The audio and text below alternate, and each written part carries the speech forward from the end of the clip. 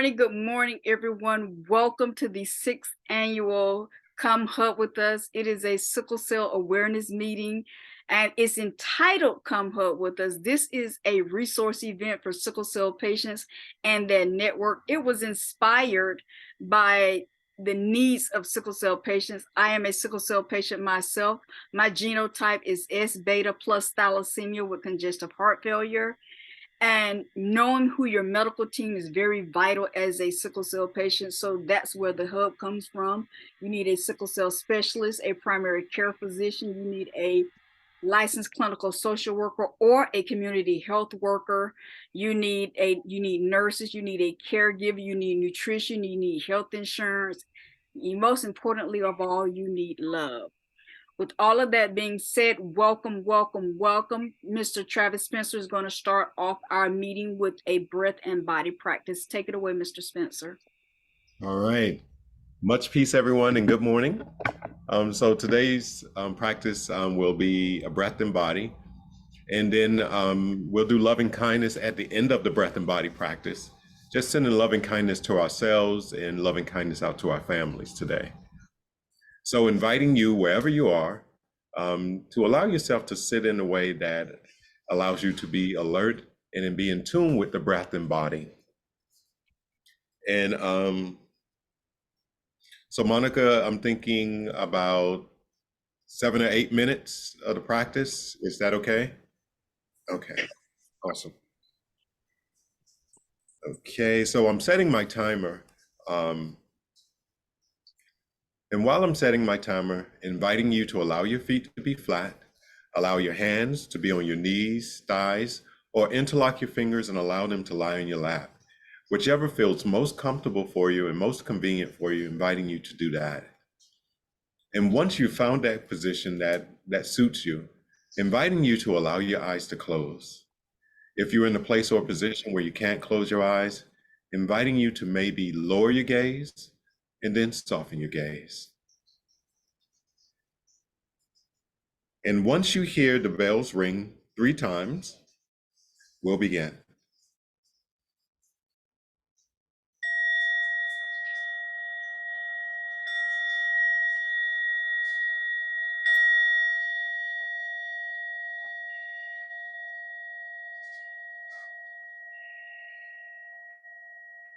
Inviting you into the present moment by noticing the sound of my voice and noticing sounds around you.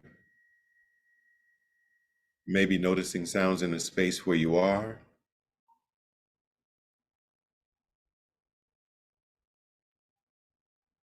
or noticing sounds outside of the space, but inviting you to allow sound to support you being present right here and right now.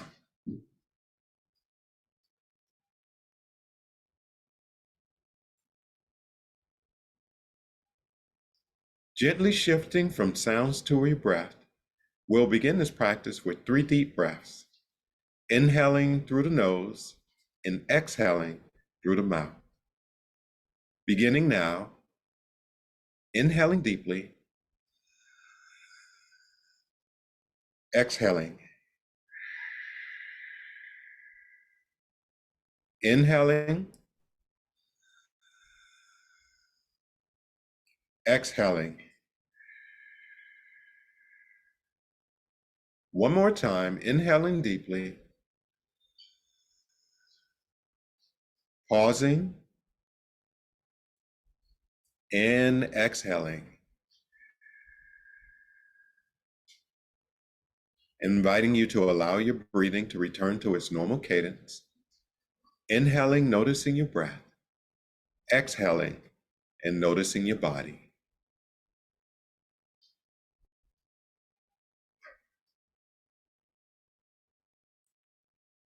On your next inhale, inviting you to notice your breath.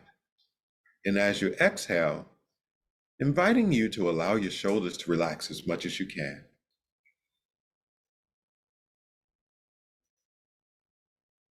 Allowing stress to melt away if possible. Relaxing your arms, relaxing your hands and wrist.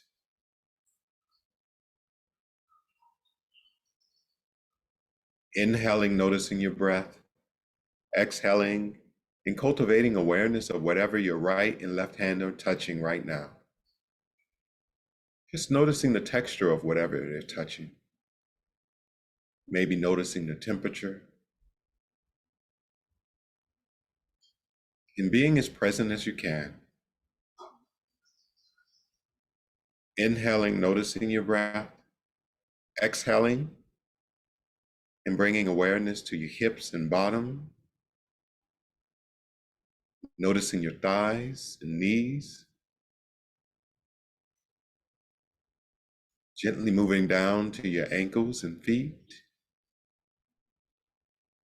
Allowing yourself to be grounded at this moment.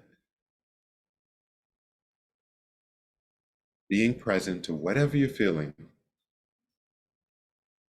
Allowing those sensations to rise and fall.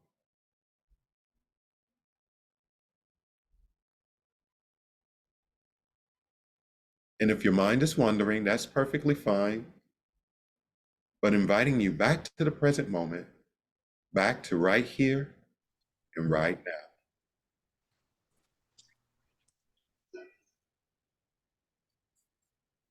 Inhaling, noticing your breath, exhaling, and inviting you to take your right hand and place it at your heart center. Allowing your fingers to spread out just a little bit, cultivating awareness of the sensation of touch of your hand on your chest, and cultivating awareness of the breath at the chest as you're breathing in and breathing out. Breathing in and breathing out. Breathing in and breathing out. Continuing to cultivate awareness of the breath at the chest. And continuing to allow your body to relax.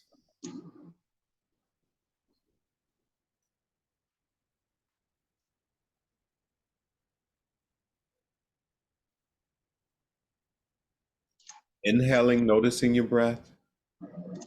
Exhaling, and inviting you to begin bringing to mind an image of yourself. Maybe imagining yourself at your current age, or maybe imagining yourself at a younger age. Imagining looking at yourself in the mirror, maybe noticing the shape of your face, noticing your eyes, and noticing your smile.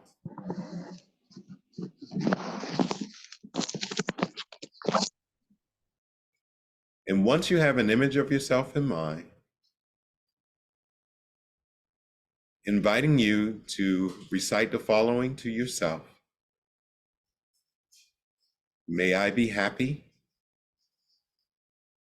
May I be healthy. May I be at ease. May I be filled with loving kindness. May I be happy. May I be healthy. May I be at ease. May I be filled with loving kindness. Inviting you back to your breath and body as you allow the image of yourself to fade from your mind's eye. Inhaling, noticing your breath. Exhaling, and noticing your body. On your next inhale, inviting you to notice your breath again.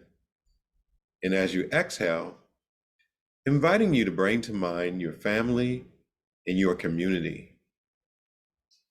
Maybe imagining your mother and father, sisters and brothers, your children, significant others, and inviting you to maybe imagine those who are on this call today,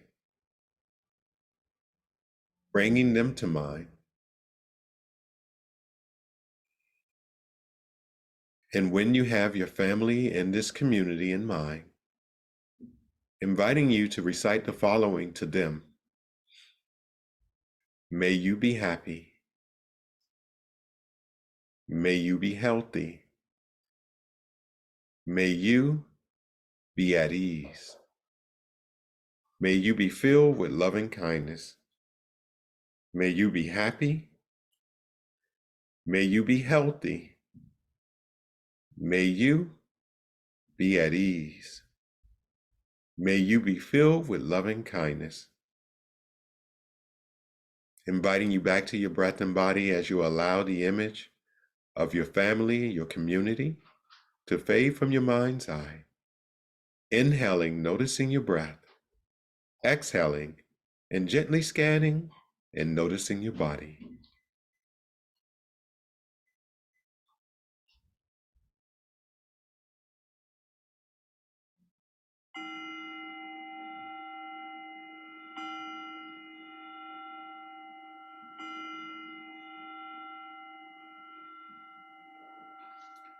Inviting you to allow your eyes to open, coming back into the space where you are.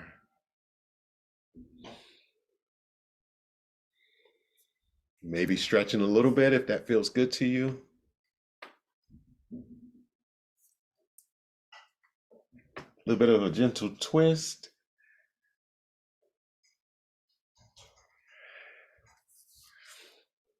Thank you so much, Monica. Thank you, Mr. Spencer. Thank you for setting the atmosphere of this event. Now we're going to have our first speaker presenter. I am so honored to have her here. And her name is, let me first introduce her. Ms. Maureen Wachi is a trained genetic counselor, certified emotional intelligence and anger management practitioner. She serves as the human resource personnel and project manager at Sickle Cell Advocacy and Management Initiative based in Lagos, Nigeria. Her volunteer work includes, but not limited to, serving as the regional coordinator to Nigeria for the African Congress on sickle cell disease, counselor with All Right Passion Network, member of the Amplified Sickle Cell Voices Australia, secretary to the Coalition of Sickle Cell Non-Governmental Organizations in Nigeria. She has an educational background in biotechnology. She is not just a sickle cell advocate, but has thrived with sickle cell for almost 4 decades. She is the author of Diary of a Beautiful Flawed Queen. Thank you so much, Ms. Maureen. You can take it away. Thank you very much, Monica. It's such a pleasure to be here with you all today. I'm so honored to be here. And thank you, Travis, for the breathing exercises. It's very helpful. It was very helpful. I don't know if you can hear me. Yes. Okay. All right. Okay, so I would like to share my slide. I'll be talking about genetic counseling. I'll be teaching you about genetic counseling, what that means.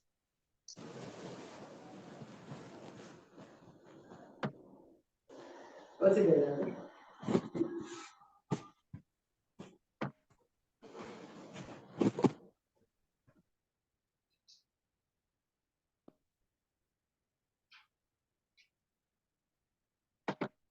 I'm sure we are all familiar with the term counseling or counselor. We all know it's very good to have someone we can talk to every once in a while, someone who could help us see through our daily day-to-day lives, depending on what it is. It could be our career, it could be health-wise, it could be our relationships, you know, someone who could guide us, someone who could help us see a bigger picture, or so to speak, someone who could give us information that we require to make more informed decisions. So I'm going to start with, I've already been introduced, so thank you very much. So I'm just going to start with outlining what we'll be discussing today. Permit me, it's evening right here in Nigeria. It's past 5 p.m. and I understand it's morning over there where you are.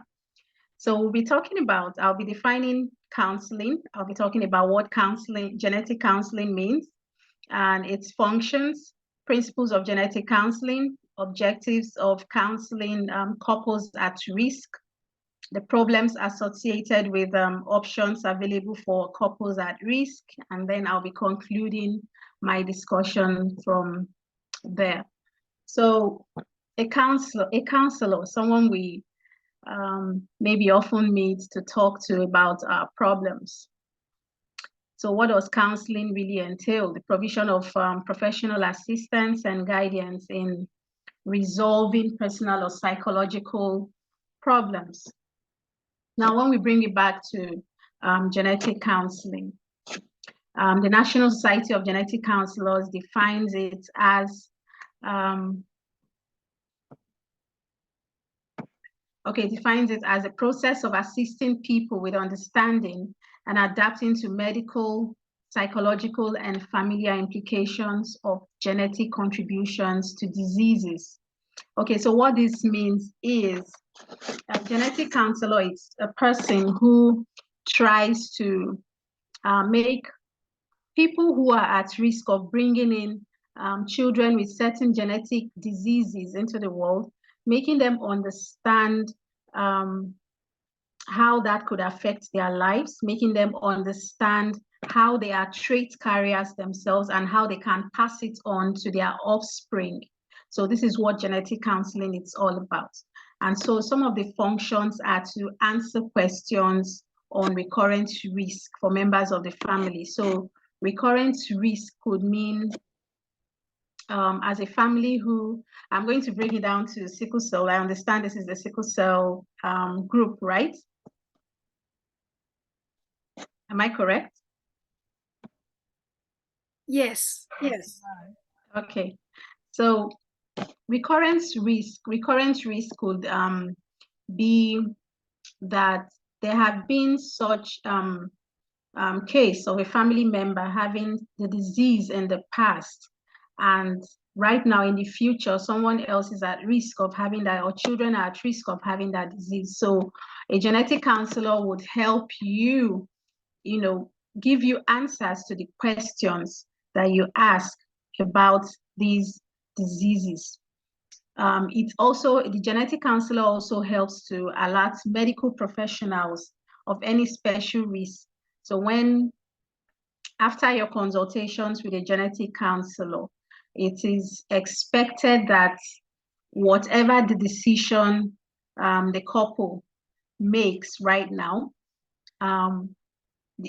they are going to be supportive. The genetic counselor is going to be supportive, and they would provide information for the doctors depending on the decision the parents make on behalf of the child they're about to bring into the world. So another function would be to prevent an increase following successful treatment options that are available.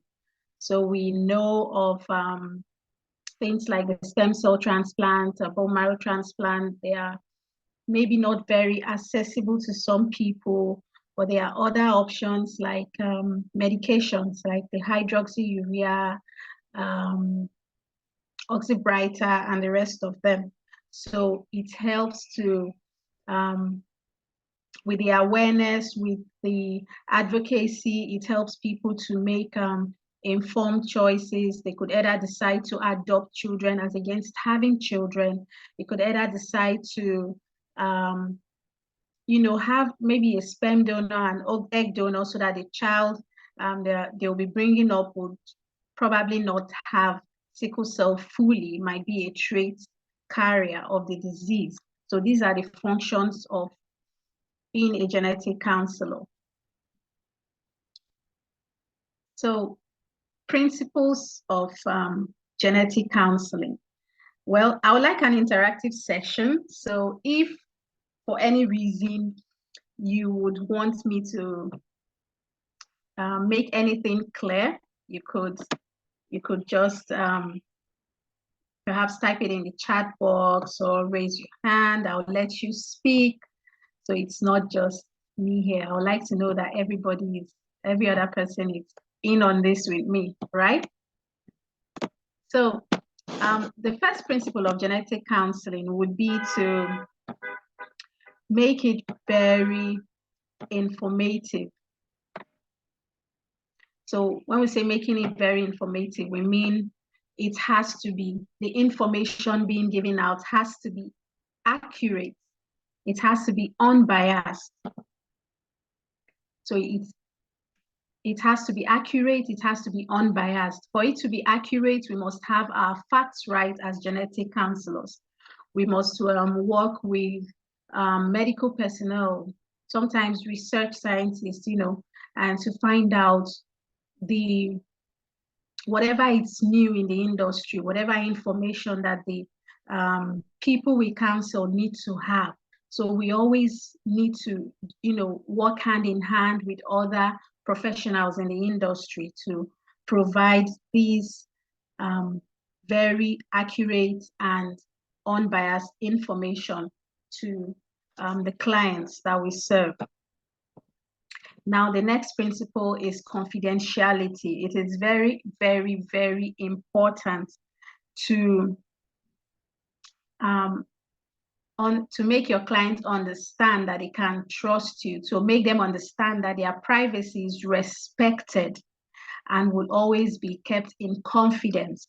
So this is, I believe this should have been number one, actually. So because it's very important. The client comes to you, the counselor, to bear their mind. Sometimes they pour out their hearts. They say things that they would not normally say to anybody, maybe any family member, maybe friends, their fears, their worst fears about what they are facing or what they're about to face. So it is very important to keep it strictly confidential with them.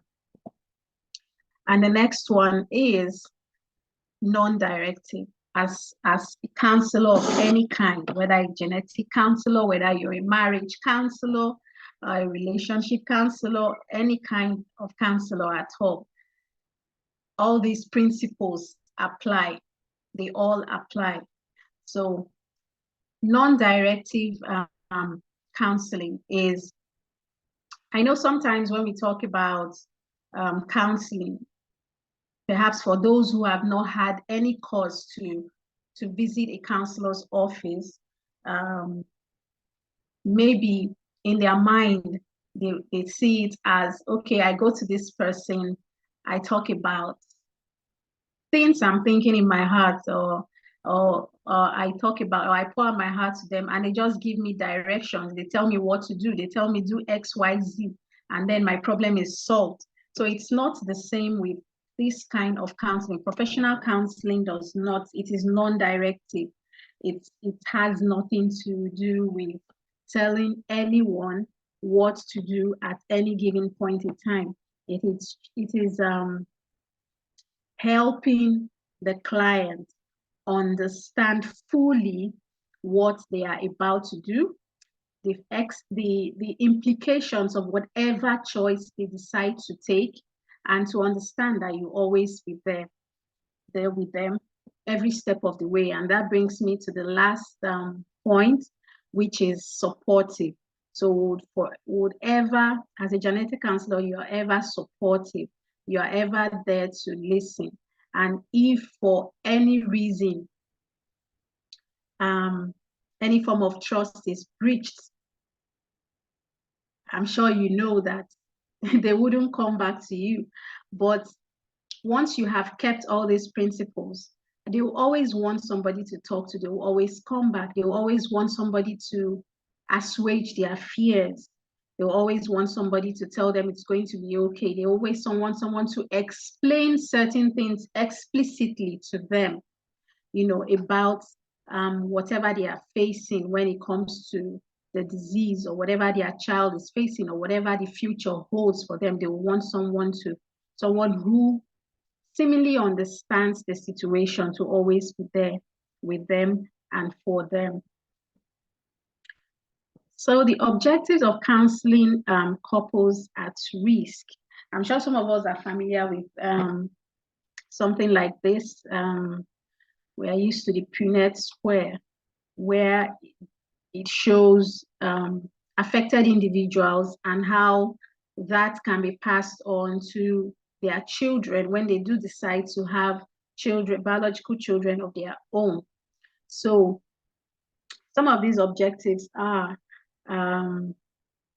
ensuring that they get the people, the trait carriers in this case, have accurately been diagnosed that they are truly trait carriers, that they understand what a trait carrier means, being a trait carrier, that they understand that they are just carriers of these possible genetic disease, but they do not embody the disease themselves. It does not affect them in any way.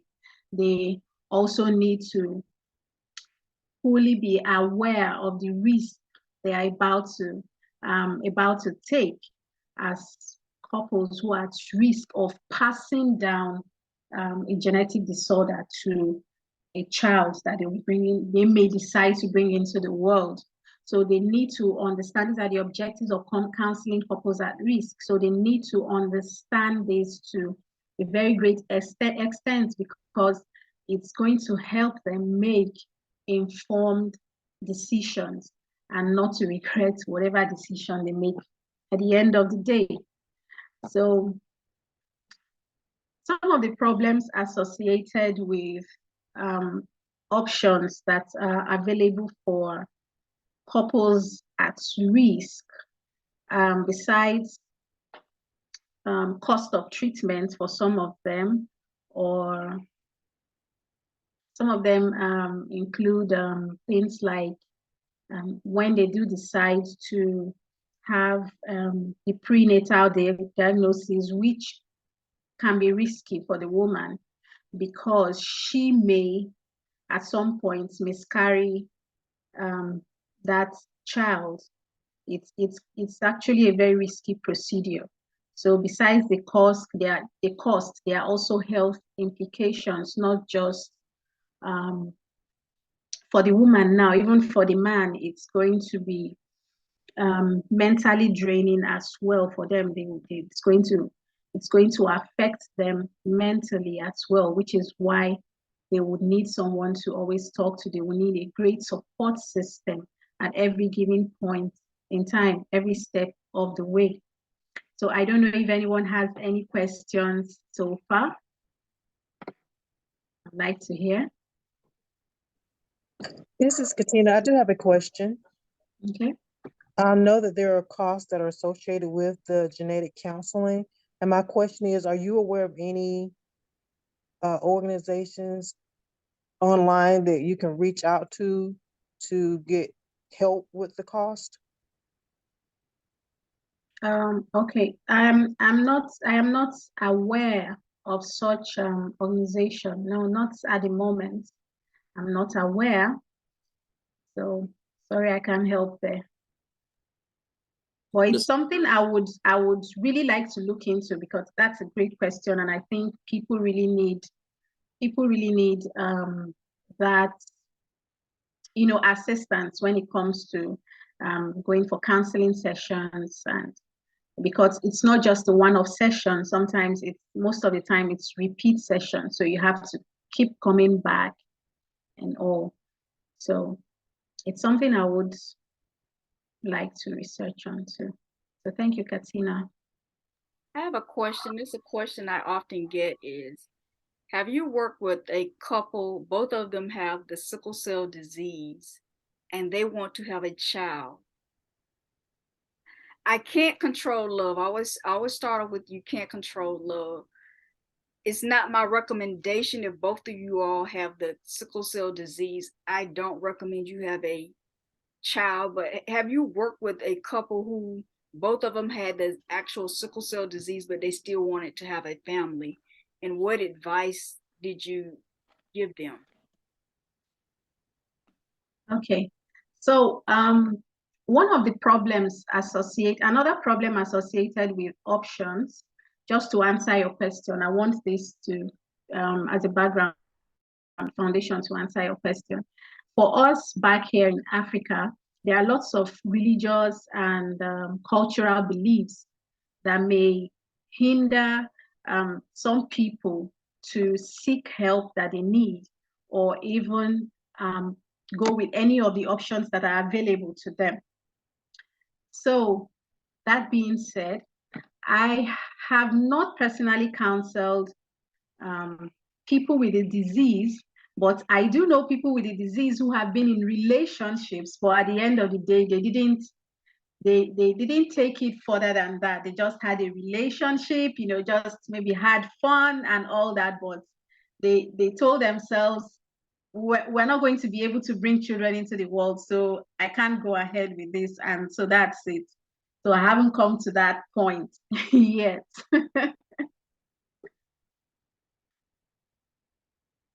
So I don't know if anyone has. I have a question. Okay.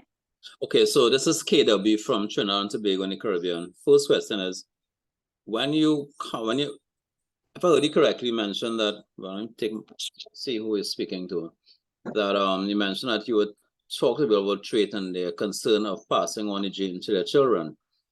Is that the only concern that persons with trait has? I mean, there are a lot of people talk about having significant issues with sickle cell trait. So that's a question and a comment on one. And this question may sound a bit erratic, but let's go. With all treatments and cures available now, is it yet safe for persons living with sickle cell disease or to trait persons to go ahead and have a child or have their genes edited before they conceive, or while the mom is pregnant, or any of those options? So those are my two questions. The first one. Hope I didn't to the wall too much. Okay, so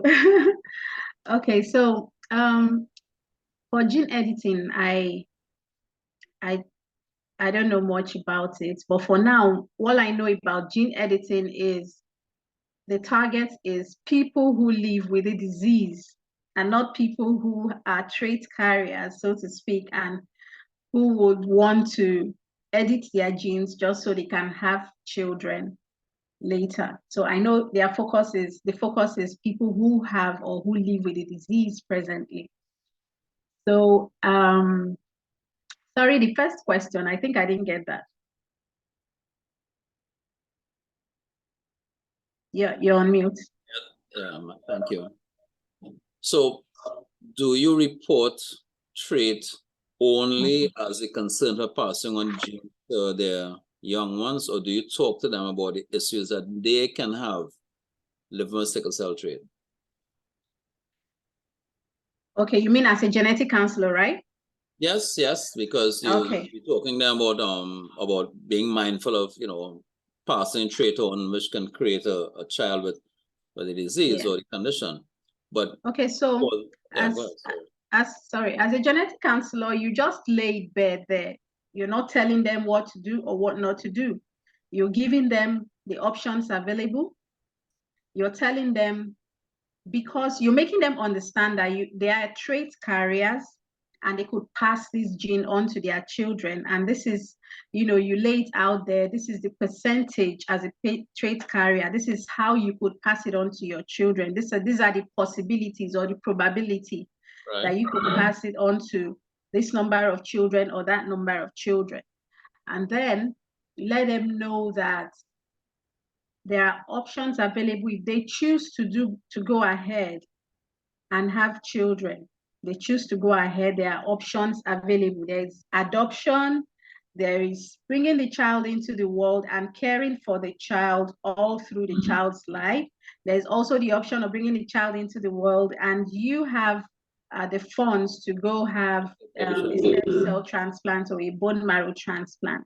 So you just lay it bare for them. You also let them know that they could get prenatal diagnosed, they can get prenatal testing while pregnant and decide what they want to do. Do you want to keep the child? Do you want to terminate the pregnancy? You know, there are those options. There's the option of getting a sperm donor or an egg donor, just so you do not have the option of having So these options are laid out to them.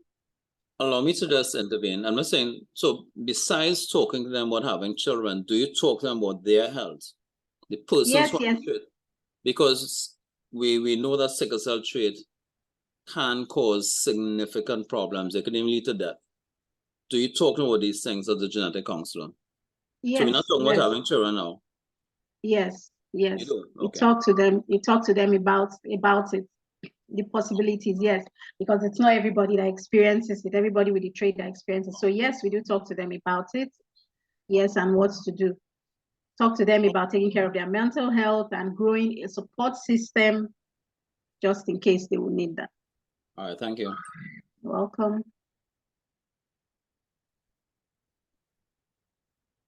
So I don't know if any other person has any question. Good evening, everyone. This is Angela. This is my first forum, so thank you, Ms. Monica and Katina, for inviting me. The question that I have is, I guess it's kind of general, but it's just of concern. I specifically have the sickle cell trait. I have a daughter, she's 22. Her father does not have the sickle cell trait. So my question of concern is there anything that I need to look forward to or prepare in regards to my daughter and her having kids, possibly passing it on, or is there any cautions that I should be aware of? Okay, Angela. So all she needs to, or all you all need to do is be aware of her genotype, her blood type. You just need to be aware of that. And she just needs to be armed with this information, the possibilities. So it's going to be her choice if she decides to, if she has the trait and decides to get along with someone who also has the trait, or choose someone who does not have the trait. So the information, she just needs information. She needs to be aware and to be prepared mentally for it when it's time. Okay, she currently doesn't have the trait. Okay, she currently doesn't have, then she shouldn't be worried, really. I'm asking for myself, because I mean, my mother and my father did not have the trait nor the disease. However, I have the trait and my aunt has the trait. So it kind of skipped the generation. And so I'm just concerned in the future, because I didn't per se get it from my parents. It's just kind of, I guess, in the family. Yeah, so we even have a few cases in Africa where parents do not have the trait, but the biological child has sickle cell disease. So it does happen. So it's the same thing. They need to be armed with information, because genetics can be tricky these days, and with a lot of mutation going on. So yeah, the information just needs to be out there, just so that people don't get caught unawares. So that's it. So imagine where both parents do not have the trait, but they have a child. I mean, after having 6 children, they have a 7th child, and she has sickle cell disease. Wow. They have gone through all forms of DNA testing to be sure it's their child, and yes, she is their child. So, right. Thank you. This is interesting to know, because in my short stay in the world of sickle cell disease, you're told that you must have a trait to pass it on for your child to have sickle cell disease. And the instances where they have found parents not having a trait, when they test accreditably, meaning a lab that has proper accreditation, they find the trait, even if they've had 3 or 4 children before. So we've had that scenario in Trinidad and Tobago 30 years or plus ago, and then within the last 4 or 5 years in my family, where they were told, both parents were told that one has the trait, one doesn't. Yeah, they have a child with sickle cell disease, and when they were retested, they found the trait. So I'm thinking that that may be the case if genetics is to be consistent. Now, I'm no geneticist, so I really can't say much about it, but my information is that you must have to pass it on. So this skipping generation conversation happened in a forum before, and they went at length explain how that can happen with testing. We've also had persons who've tested and not found sickle cells, but known to be sickle cell disease because of their journey with, for example, nutrition, where we know the cells would change shape and you can either find or not find them. If you don't stress the cells, then they won't sickle because the cells are now properly shaped because the body is well oxygenated. Okay, I'm going to stop here because I may find myself beyond my understanding. And being asked questions. I just want to put that out there. So we have that coming into this chat here, that we need to be sure that the testing that was done is adequate or whatever it was. But that is what I've been told. I'm happy that came up. Yeah, so we do have such cases where there are lab errors and one parent or both parents are later found to have had that trait. But this particular one, no. So there's something called de novo mutation. De novo, D-E-N-O-V-O mutation. So that's what happened in this case. So sometimes the skipping a generation does happen. So maybe you could do a little reading on that. And I wouldn't mind, maybe Monica, I could connect you with this particular person I know personally, and she would come up and speak for herself. Yeah. Next time. Okay. Yeah, Absolutely. I don't mind. Thank you, Ms. Mark. Nawashe, can you publish that, please? Can you publish that in a more? Is it you from Nigeria?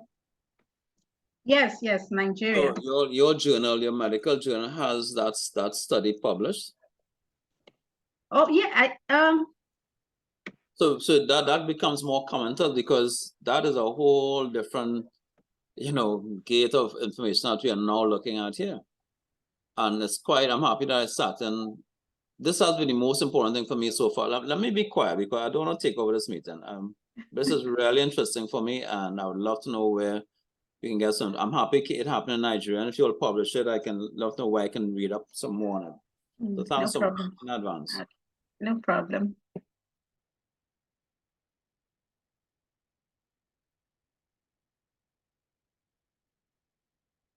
Any other comments, questions?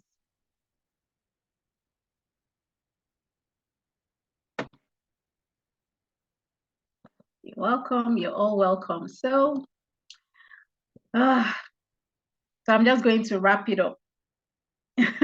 that has gone by so fast. I'm sure maybe Monica didn't even expect it to go by this fast. So the main aim, the main objective of genetic counseling is to provide information that is accurate and unbiased. Accurate, I mean, it has been tested, tried over time. It's very, very accurate. It is unbiased, and to provide support for clients during during the decision-making process and after they have made their decision, because it's not for those who do decide to go ahead and have children and may later have children with any genetic disease at all. It's not just sickle cell now. It could be cerebral palsy, Down syndrome. It could be any genetic disease at all. There are thousands of them out there. So it's for us to keep being there, to keep being supportive, because it can be not just financially draining. It can be socially, mentally, draining as well. Psychological draining as well, both for the child and the parents, because they experience a lot of ups and downs in life, all those. So they experience a lot of issues. The children will grow up being bullied, sometimes missing out from school. They need people to keep reassuring them. So the cycle just keeps going on and on until the child is able to stand on their own and take care of themselves. So this brings beg my indulgence, please. Yes. I'm going to apologize in advance as well, but is there something is in In hemophilia, another blood disorder, we found here in one case in Trinidad and Tobago where we have something called spontaneous mutation, where they can't find a history in the family and it shows up. Is that a similar thing you're talking about here in sickle cell disease? Where it's not known in the family at all, or is it known in the family and just missed one generation and went to the next one? Well, what is the particular with this instance you talked about? I believe it should be the same thing. I think it's the same thing. It's maybe not found in the family. It skips maybe a very long generation, or maybe just 1 or 2 generations, and then it pops up again. So I believe it's the same. I want to believe it's the same. Maybe the same. All right, cool. Okay. Thanks again. You're welcome.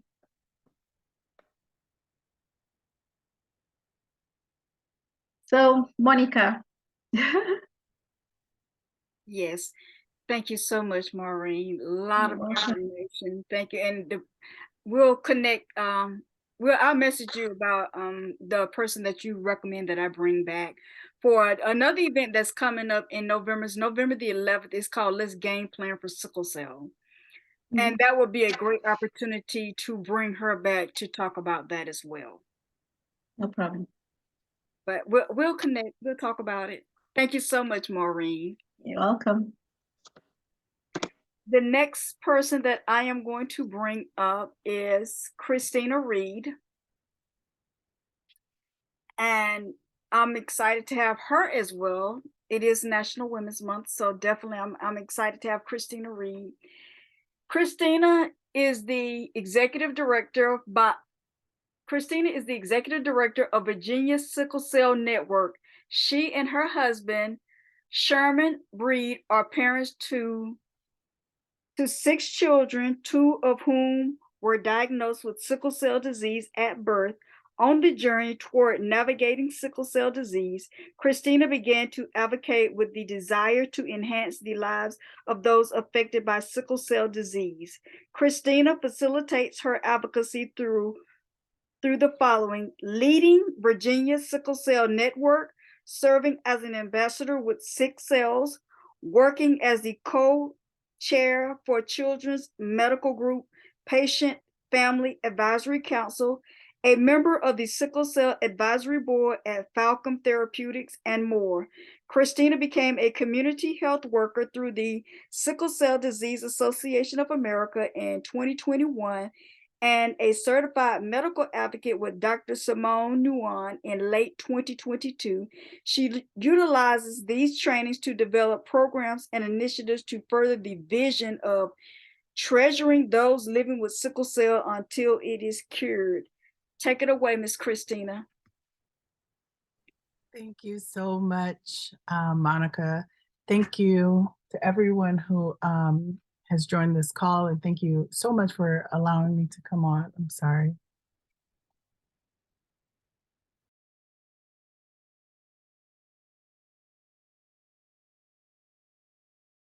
I'm so sorry about that. I have to give a full disclaimer. It has been a week. 4 out of 6 children were sick this week. And Olivia, my oldest, who has sickle cell, was on home health. So I haven't gotten any sleep and haven't been doing well myself. So please forgive me. Also, I want to also apologize because of my week, I didn't get to do a presentation like I wanted to for Miss Monica. Like I would like to be able to, lay out the information to you. So if it's okay, I'm just going to talk over a few key points about my role as a community health worker. So by definition, a community health worker is a layperson or member of a community who works with local health care organizations or systems to build trust, to collect data and information, to relay back to stakeholders, and to inform, to also serve as someone who provides services and resources to address certain health needs. Monica and I actually took the community health worker class together with SCDAA in 2021. So the height of COVID, we were in there and having Zoom meetings a couple of times a week for hours. And I had just had my youngest daughter, so I was nursing and taking this class with everything else that we had going on. So one of the main reasons I wanted to take and become a community health worker is we live in Virginia, hence Virginia Sickle Cell Network. So here in Virginia, pediatric care is great. Post-pediatric care, kind of similar to many other states in the United States of America. Post-peds care, adult care is not as good. Right now in the area in which we live in the Hampton Roads, Virginia area. There was one of the main hospitals. One hospital had 700 patients. And now the doctor has retired. Those 700 patients are displaced. Then a lot of our adults are going to Virginia Oncology Associates. And for the most part, your physician, your specialist, hematologist or oncologist is not equipped to specifically work with our adults living with sickle cell. So I, like I said, navigating, or like Monica read, navigating sickle cell for our family, starting to get involved in the community here, starting to notice, okay, there's a few broken systems, a few gaps, and these are very important pieces to the entire journey of sickle cell disease. I thought, how can we work? How can we change this? How can we create change, especially in our area? Right now, some of the adults are driving 2 hours away to Richmond, Virginia, where they've done lots of good things. They've created a lot of change. My girls were diagnosed in Richmond at the same VCU hospital. And things have changed so much there in the last 17 years. So we're just trying to see how we can bring about some of that change here. So back to the role of the community health worker. One of the, I'm just going to list a couple of key responsibilities and roles of the community health worker. One, like I mentioned before, collecting data, personal information, private information, that we're collecting in order to keep the bridge between your provider, or maybe a nurse practitioner, as well as stakeholders in the community who are maybe grant funders or community-based organizations like ours. And also your government, your policymakers. We're collecting this information and we're sharing it, the information that can be shared amongst the previously stated people or systems. Another thing that community health workers are doing are providing informal counseling. What we do at VSCN is we start working with our clients and their families immediately at birth. So immediately upon a diagnosis, we start with a it's called, because we work with the hospital, so they've named them newly diagnosed patients, or if a family has, because where we live, it's the military mecca of our state. So when families come into our area and they're seen at the hospital, they refer them to us at VSCN, And what we do is we, give them information about our support groups, some of our services, and then we connect them. Sometimes it's easier to talk to people who have gone through what you've gone through than, your provider, who you don't have a relationship with immediately upon diagnosis. So that's what we try to do, is just try to be that layperson or the informal counselor. Hey, I know how you're feeling. I've been there before. This is what we did. Call me when you need anything. If you're feeling down, we've all been there. So that's one of the important key roles that us as CHWs conduct. So another thing that we do is referrals. So referrals are very, very important because as you are well aware of, or if you aren't, in addition to having sickle cell or any chronic illness or any disorder that requires multiple hospital visits, comprehensive appointments where if you're on certain medication, you're in comprehensive clinic every 3 months, contingent upon the medication you are and your age. So if you're there every 3 months, that's, some people may have transportation needs. Some people may have needs that are hindering them from coming to the appointment, or hindering them from even considering the importance of keeping appointments, the importance of keeping medications refilled on time, the importance of keeping the heat on so that your child isn't too cold, or you as a warrior aren't too cold and getting sick, or too hot in the house and getting sick. So one of the things that CHWs do is provide referrals for your basic health needs.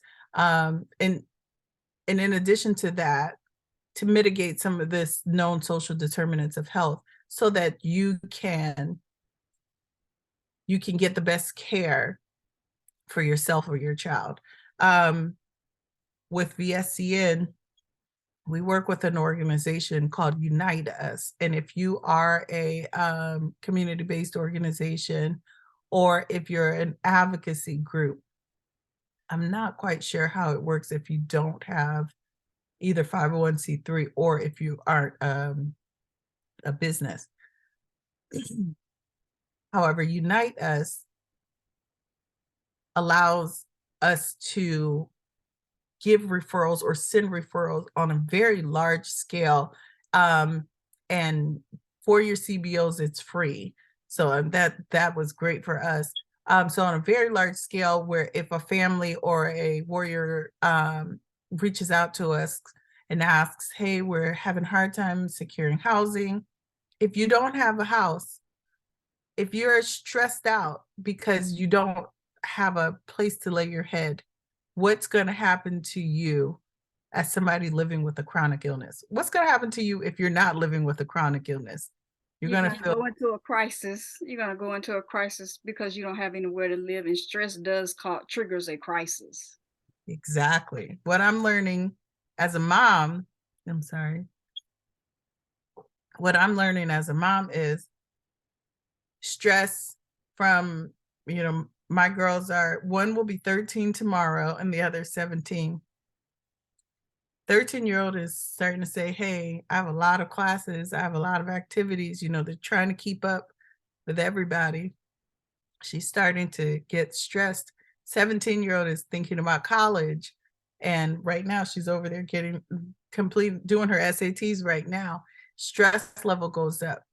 Last week, all of their health was down. And what was cold ends up growing and developing into even more. And sometimes stress can be, excuse me. Actually, I have to take a break. I'm so sorry, Monica. That's fine, Christine. That's fine. Go ahead, take care of yourself. Thank you for what you've done. Thank you so much. I greatly appreciate it. you go ahead and take care of yourself. Okay, while Miss Christina is taking a break, this is going to be a surprise, but I do want to bring Dr. Vic on for a second. I saw a lot of comments in the comment section. I definitely want to bring her on. Also, if there are any more questions that need to be asked, make sure that they're in the chat section. But I do want to bring her on because next week, ISCNAPA is having a conference, a 2-day conference on March the 15th and 16th, and I would love for her to come on and talk about it. For those who haven't registered, it's a great event. It's talking about equity in sickle cell, so I definitely invite you to that. And there's going to be a special panelist that might look a little familiar to you. So definitely, I want her to talk a little bit about that conference, if that's okay with you, Dr. Vic. It's absolutely okay. Thank you so much. Didn't expect this. So there's a lot going on in our community, in what I'm calling our beloved community, in honor of Martin Luther King. Even though it's March, I don't care. I'm still there. So yes. Thank you so much for announcing the International Association of Sickle Cell Nurses and Professional Associates Conference, March 15 and 16. We have a wonderful lineup. First, I want to tell you the conference is free, so anyone can come. It will be all virtual. Okay, so it's not we don't have to go there. We'd all be in Memphis if that were the case, but it's a virtual conference. Please just go to the iscanapa.org website and register and be present for as much time as you have to be present for. And we would very much enjoy having you. Our keynote speaker is a physician who had a very wonderful practice, but found things to not be respecting the diversity, equity, and inclusion aspects of work that should be. And so he stepped away from that, and he's going to be talking with us about his experiences and what he has found in the world. And so he's the keynote, and I think that will be an amazing time. Dr. Coretta Jennerette will be speaking as well. And she actually continues to be one of my mentors, and she will be with Diana Wilkie, who has done a great deal of work in palliative, not hospice, but palliative. I want to make sure there's a distinction between that. Oftentimes when people talk about palliative care, they think that it's like hospice care, but palliative is for people that have chronic disease.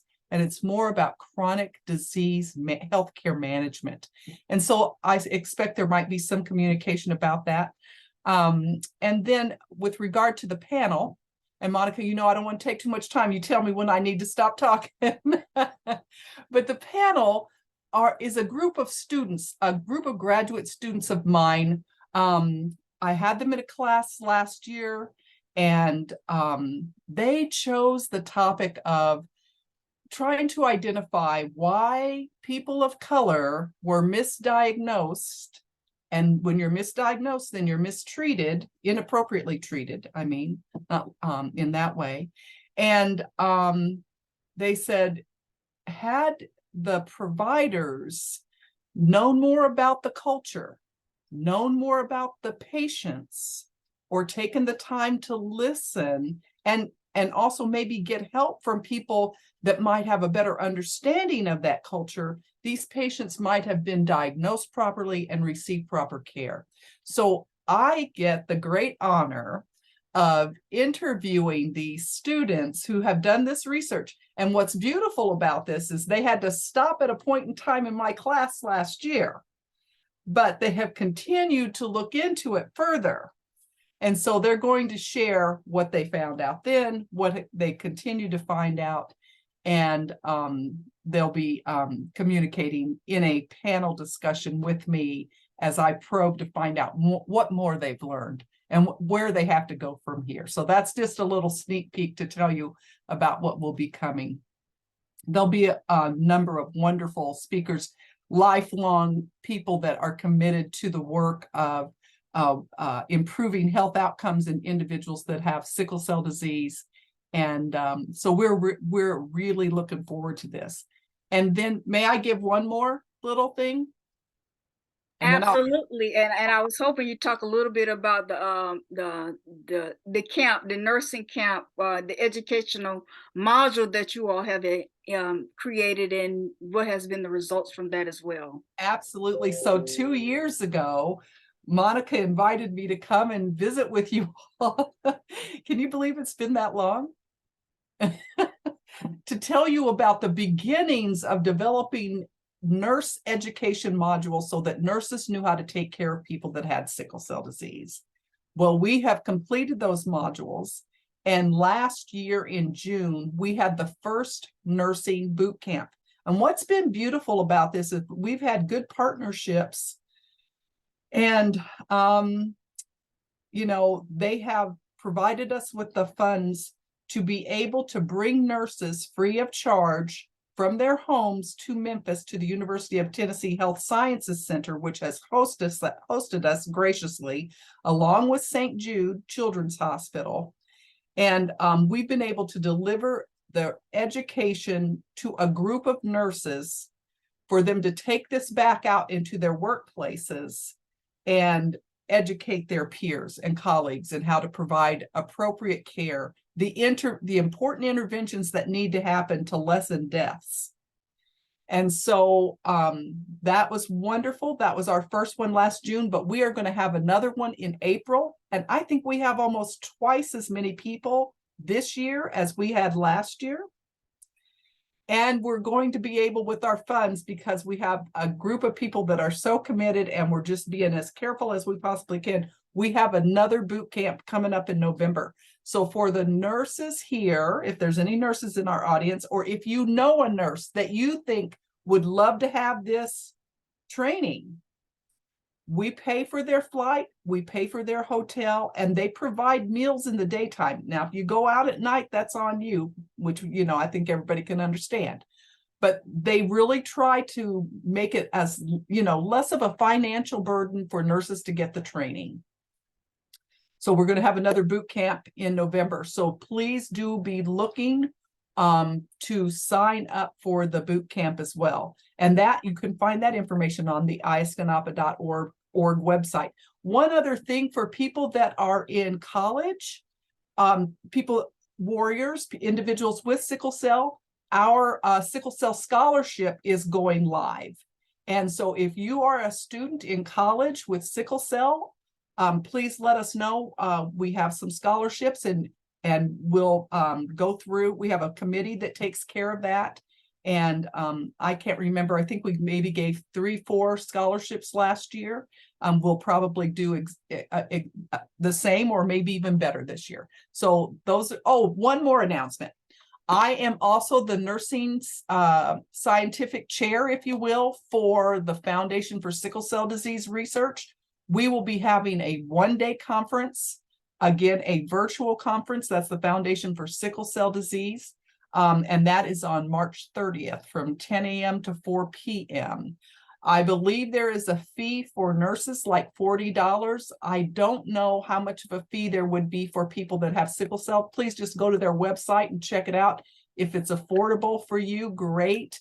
And if it's not, I think we should be looking to try to figure out how we can help people with sickle cell be present, however we can work that out. So my email is in the chat. Let me know if this is something I can help you with. Okay, so enough on me. Thank you all for your time. Thank you, Dr. Vic. Thank you so much. I see the KW hand is up. Go ahead, KW.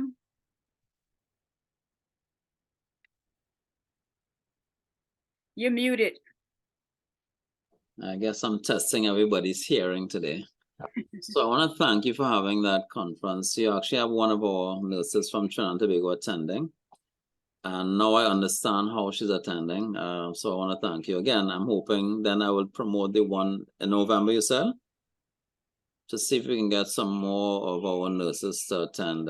She's quite excited. She's actually leaving me high and dry with a blood drive because she has to come to your conference. So I told her that's great, because what I didn't understand is that this is specific to sickle cell disease. I thought it was a general conference, so that's even more engaging. So I hope when we get the debrief, she'll tell all the exciting things that she has learned. Oh, can I interrupt you for a minute? Sure. So this year, we've made it special. We will be sending her with all of the curriculum back. Really? So she gets to take it with her, all of the information. We have people coming from Africa as well. We are so excited. We have made many units, but the information will go back with all of the nurses. This is called a Train the Trainers conference. Okay.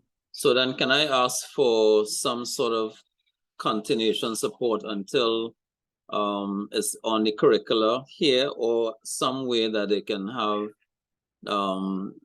teaching nurses, because we have nurses who teach nurses to teach others as well as teach nurses.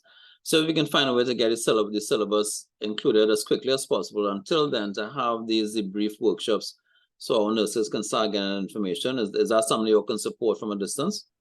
So you may reach out to me at any time that you wish. Right. I'm currently the president of the International Association of Sickle Cell Nurses.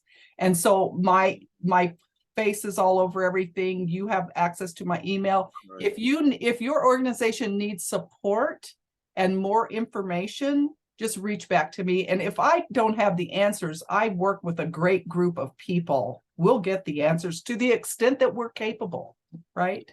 Appreciate it. Absolutely. Thank you.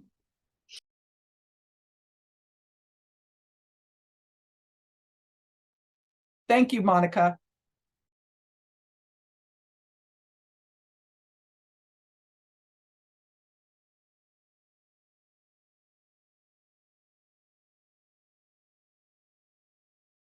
I was saying thank you for the information, because information is always needed, and the more you know, the more you're able to help others. I love that ISCNAP is doing that. That's why I became a member of ISCNAP, because the work is definitely needed, especially from a professional perspective. So I want to say thank you so much again for Dr. Vic for you all doing that. And I know Miss Yvonne Carroll is doing a training today for that panel next week, but I told her about my event, so I won't be able to make it to that. But I will connect with her Monday so we can do a practice run. Before I close out this meeting, because we have 15 minutes left, I wanted to see if there were any more questions, and then I want to acknowledge a few people while we're online. I also want to acknowledge one of my co-authors of the book, The Many Faces and Lives of Sickle Cell, a Global Collaboration. Renee is on the line. Is there anything that you would have to say, Renee? Oh, good morning and good afternoon. Sorry, my voice is a little hoarse. Thank you so much, Monica, for putting on this presentation for us. And as always, we are our best advocates. In order to be a best advocate, we need to research and we need to give information freely. I think that having these open spaces allows us to exchange information. We make sure that information is correct, accurate. And the best thing that I always tell any person that comes into this space is that not only are you doing this for yourself, you're doing it for somebody that's coming behind you that is not equipped to do this work yet. And you're pulling all the resources together to help the people, not only for yourself, but the people from the families and the patients that are going to glean this information are very thankful. And sometimes this can be a very stressful space, because especially if you have a new diagnosis. So it's just good to have people that are consistent and that will help you navigate these different situations and systems. Definitely. Another thing that I also want to talk about a little bit about is an organization called the Sickle Cell Community Consortium. With that organization, I am an independent patient advocate for this organization. And in 2 weeks, we're having a leadership summit in Buckhead, Atlanta, Georgia. And it's so important that the patient advocates come together as well as the community-based organizations to share information and to also provide, it educates patient, not only patient advocates, but there are also resources for people that are over a nonprofit organization, or what they call the decision makers of an organization. And that is very, very important. One thing I do want to talk about shortly and briefly before we get off the line is a conversation that KW and I was having before everyone logged on. And it's the importance of eating healthy and lifestyle. A lot of things we do as sickle cell patients and warriors, it goes back to eating does play an important role in your health journey with sickle cell. So I want KW to talk a little bit about the things that he do health-wise in order as he lived with sickle cell in the Caribbean. Just a little bit, as the things that have been working for you. You're muted. Right. So I'm happy you mentioned it, because the person talking about CHWs, they also have someone living with sickle cell disease, I believe, and they navigate in college and so on. So there are two things that I talk to young people about, or the parents, I should say, that those of us who live with this condition, we need to decide from 0 to 40 to be at the top of our game in terms of employment, your business choice, whatever you decide to do in terms of your self-sufficiency. Simply because as your body, as time goes on, each decade, your body may change how it responds. So I was diagnosed at 9 years old, and the doctor told my parents, nutrition 3 times. I was born in the 60s, so there was no hydroxy or any other options. So I've been using folic acid all my life for the last 50 plus years. And what my parents did, now I'm from the Caribbean, so my parents are traditional, strict, you know, whatever they prepare is what you eat. So I've grown up using a lot of interesting meals. So for example, I was brought up on raw chicken organs. So I'll be using things like raw heart, raw liver, raw gizzard, and I had no choice but to eat them. Now I understand that protein content in those organs are a lot higher than you find in regular meats that you'd use from the legs and the chest and so on. So those are some things that they did with me. High greens, level of greens. And when I took responsibility for my health, I used to use a thing called a flag up, which would include cereal and I mean, there's a blend, what we call a smoothie now. So before all these things were popular, my parents' intuition guided me to live like that. I believe it's a steady foundation for my life and still has me healthy. I walk a lot. Recently broke my leg, and trying to determine what has caused it. But the point I'm making is that I remain very active, and I don't take it for granted anymore. I think I used to. So I'll encourage anyone to find what nutrition works for you. As we all know, in the realm of sickle cell disease, what works for Monica may not work for Dr. Vic or even for Katina, but we know something will work besides the medication. So my mindset currently is for all the areas of the world, be it developed or non-developed countries, when you have a lack of access, see how the ground can support you. Grow your own food, find a market. So the general scenario that I heard from Tamika Mosley, which says plant-based whole foods. I'll end on that. I don't take a whole set of time, but thanks, Monica, for allowing me to share that. But I just want to tell the person who has those 2 daughters, stress is not a negative. Learning to use it is good. And if they can pace themselves along with nutrition, they should be fine in college. Really fine. That's the person was on before. Okay. Definitely. I would definitely let her know that. Are there any more questions before we close out? I must say this was a great meeting. There was a lot of great information that was shared, and I wish Ms.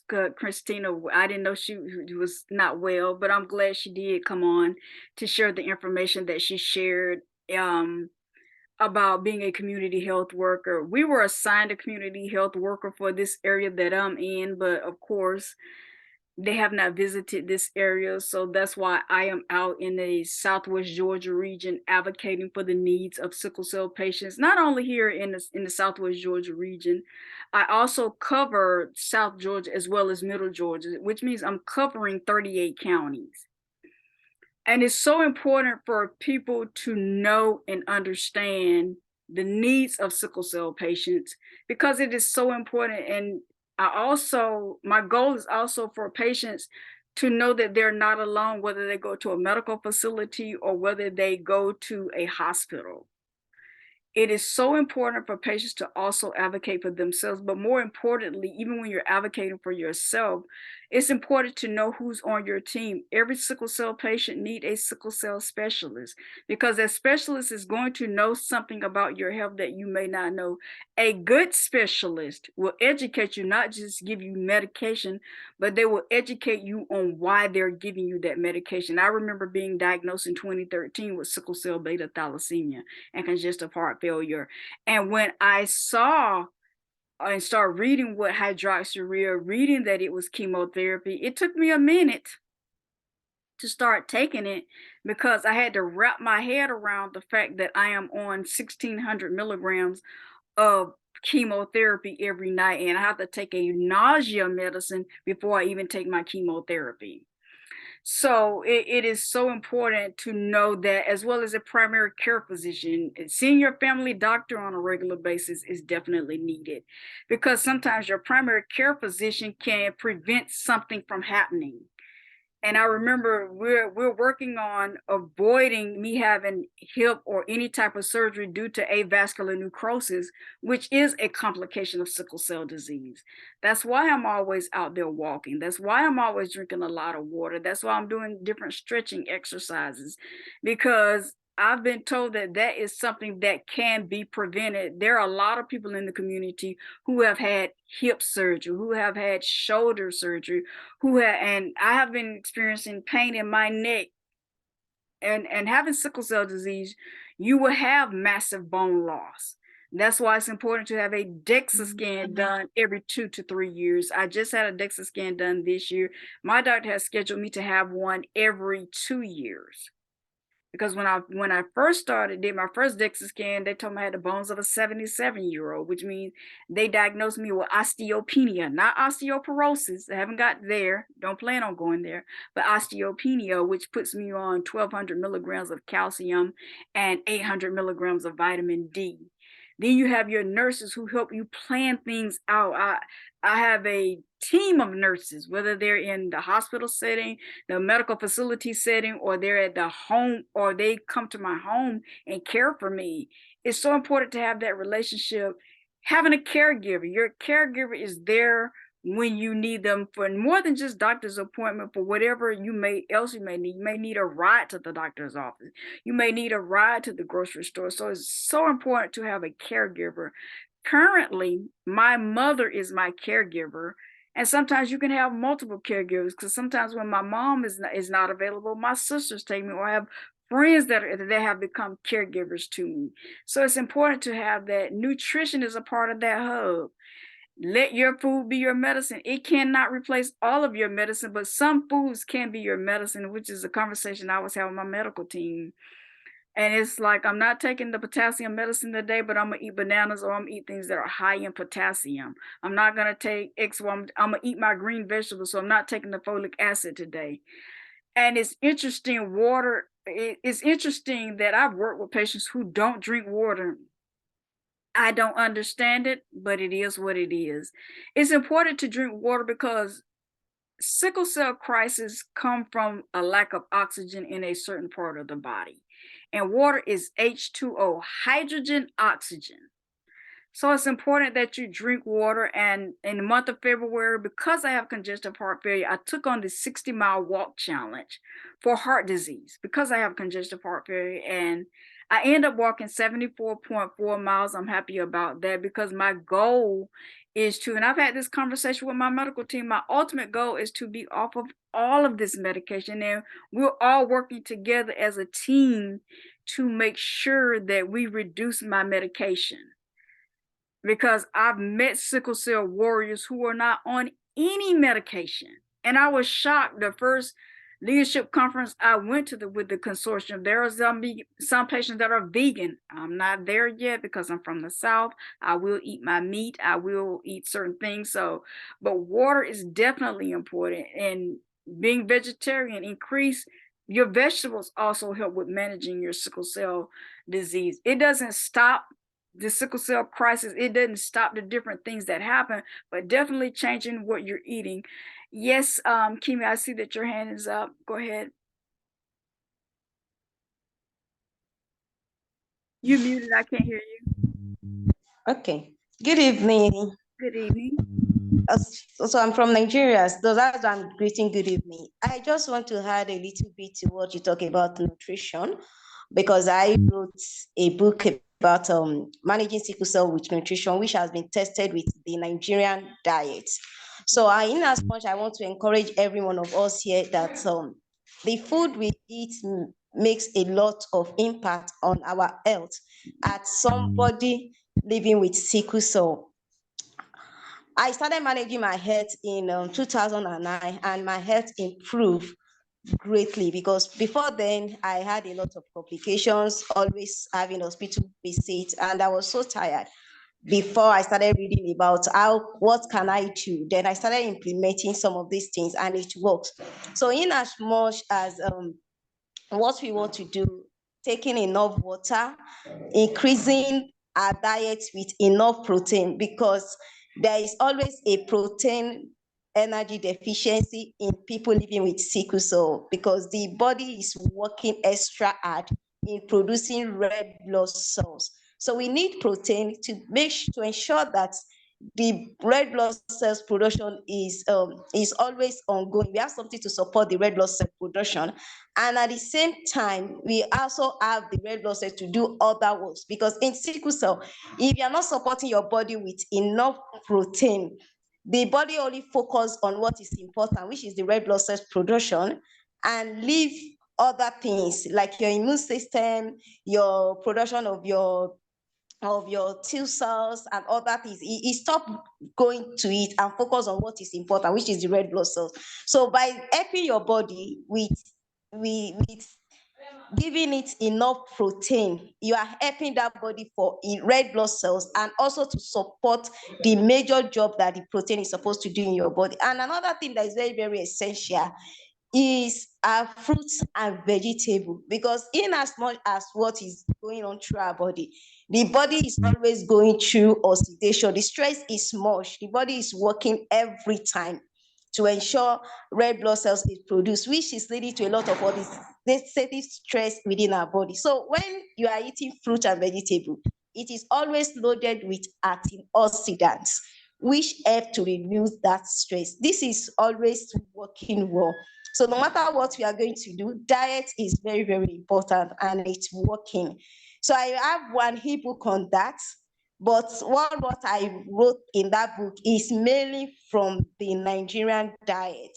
So I don't know much about other people. So I'm always talking from from what I have experienced and what people have actually done to say that it really works. So I just want to encourage you, if you have children, and then for us that live with say, let's just make use of our diet. Is going to help a long way. It's going to help a long way in managing sickle cell. Thank you so much. Do you know where we can get the information on the Nigerian diet? I am definitely interested in that because they've given me the Mediterranean diet. So I definitely want to, is there somewhere we can go to get the Nigerian diet information? And that's in the comment section as well. Okay, I'll paste it in the in the chat. I'll put Okay. the link in the chat. Okay, thank you, Key. That is definitely needed, definitely appreciated. Monica, you need to have 3 more sessions this year. Girl. This session is not good ending right now at all. I'm sorry, KW. I know people gonna start dropping Wow. off, and it's like Monica is supposed to end at 12:30. So yes, we're at that time. Are there any more comments as we get ready to bring it to a close? This is becoming for the next 4 hours. Seriously, this is so amazing. I'm going to say one thing. I'm hoping that those of us gathered here become voices in our community. Community health workers are very famous in Africa.